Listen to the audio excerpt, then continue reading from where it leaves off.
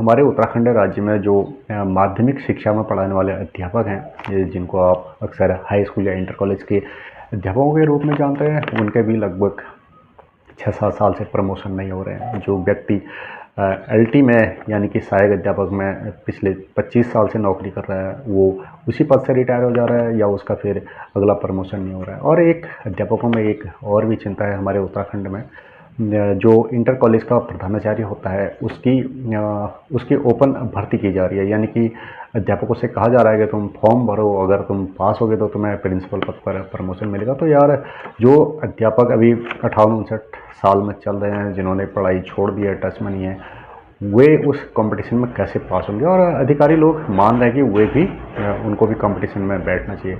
अब एक अध्यापक है, उसकी उम्र माना 59 साल है और 1 साल की सेवा बची है, तो उससे भी कहा जा रहा है आप कंपटीशन में बैठो। तो अध्यापकों का एक वर्ग निराश है, वो चाहता है कि उनका प्रमोशन सीनियरिटी के आधार पर हो। और जो युवा अध्यापक हैं 35-40 साल के, 50 साल के, जो पढ़ाई के टच में है, वो चाहते हैं कि इंटर कॉलेज के प्रिंसिपल पद पर रिटर्न टेस्ट होगा, उनको उम्मीद है वे कंपटीशन फाइट कर लेंगे। तो अध्यापकों में बहुत निराशा है। और एक निराशा अध्यापकों में ये भी है कि जो अध्यापक बेसिक शिक्षा से माध्यमिक शिक्षा में प्रमोशन होकर आए, उन अध्यापकों को चयन और पदोन्नत वेतनमान नहीं दिया जा रहा, तो उनमें भी काफ़ी निराशा है। और जो अध्यापक बेसिक से माध्यमिक में आए, अगर वे बेसिक शिक्षा में ही पढ़ा रहे होते तो उनको हर महीने 5-10 हज़ार रुपये ज़्यादा तनख्वाह मिलती।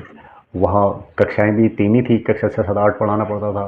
वे लोग पदोन्नत होकर के माध्यमिक शिक्षा में आए, तो यहाँ पर उनके पास काम का बर्डन ज़्यादा है, यानी कि काम ज़्यादा करना पड़ता है। 6-7-8-9-10 5 क्लास पढ़ानी पड़ती है, लेकिन उनको वेतन का फ़ायदा नहीं मिला। यानी कि अगर वे बेसिक शिक्षा में ही काम कर रहे होते तो उनको वेतन ज़्यादा मिलता, 5-6 हज़ार रुपया या 5-10 हज़ार रुपये ज़्यादा मिलता। वो भी काफ़ी डिसपॉइंटेड है अपने नेताओं से और अधिकारियों से।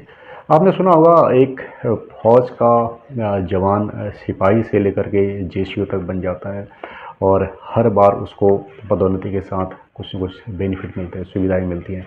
लेकिन यहाँ पर तो यार, जो बेसिक शिक्षा में पढ़ा रहे थे अध्यापक, वे एलटी में आए और उनकी पदोन्नति के साथ सुविधाएं बढ़ी नहीं, उनको वहीं पर रोक दिया गया। अब एक अध्यापक है, वो बेसिक शिक्षा से माध्यमिक शिक्षा में आया, 46वां ग्रेड पेपर। ऐसे भी अध्यापक है यार, 20-20 साल से एक ग्रेड पेपर काम कर रहे हैं। ऐसा कहीं होता है दुनिया में?